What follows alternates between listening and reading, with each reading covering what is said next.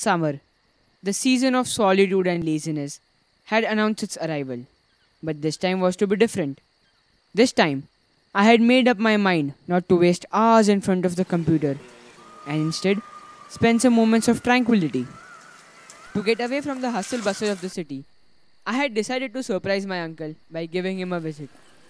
A professional photographer that I was, I had decided to pack my bags for his house near the grasslands, and I was ready to capture the nature's offering of a splendid spectrum of beauty, and that was specifically what I was doing right then.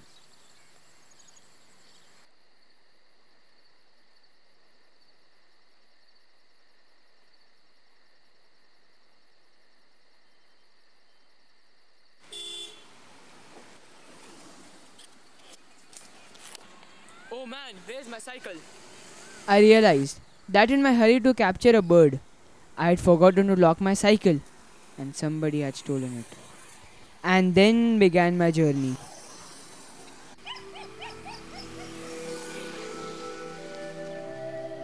I had been walking for more than an hour when I found this man.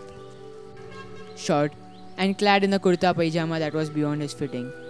He wore a pair of slippers that seemed to have been gifted to him by some distant relative, since they were evidently oversized.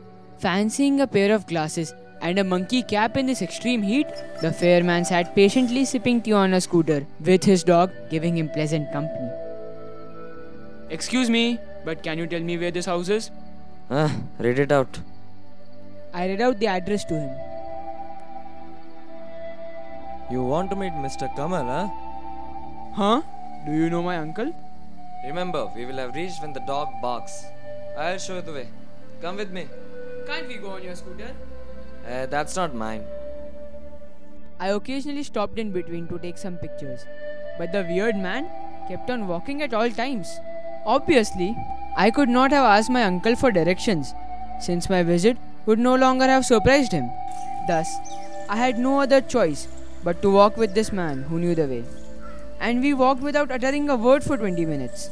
All this while, I was having this urge to have a clean look at his face and wanted to request him to remove his glasses. But I held back, thinking it would be impolite. How much time shall it take? We will have reached when the dog barks. Strange guy. What did you say? No, nothing. So, are you from around these parts? Huh? I asked whether you live over here. Yes. I work in a timber industry nearby. Hardly managed to make ends meet. Funny story mine. My grandfather was very rich. He had this huge bungalow, some say, but I have never been able to see it. My father was a drunkard and died long ago due to tuberculosis. Somehow, life goes on. So, what do you do? Photography, which has led to somebody stealing my cycle. So, what's with the dog? He is my pet. Never seen a dog like this before, have you? When are we going to reach? We will have reached when the dog barks. What is this dog barking? Some new kind of technology? Anyways, you seem to be familiar with the roads over here. Not me, but the dog is. I was lost in thought as to why he depended on the dog so much. By dusk, we had walked over 3 miles, and not once had the dog barked. I was extremely weary.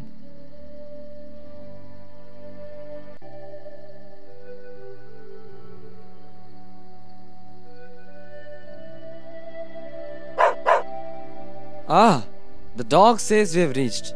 Now, my house is on the other side. May I take your leave? Thank you. Thank you very much, sir. But before I go, I want to have a clean look at your face. So can you please remove your goggles for me? What I saw sent a chilling shock down my spine. He was blind. Listen, child. All things will be clear and distinct to the man who does not hurry and who follows the virtues of humanity. It is only haste which is blind and not me.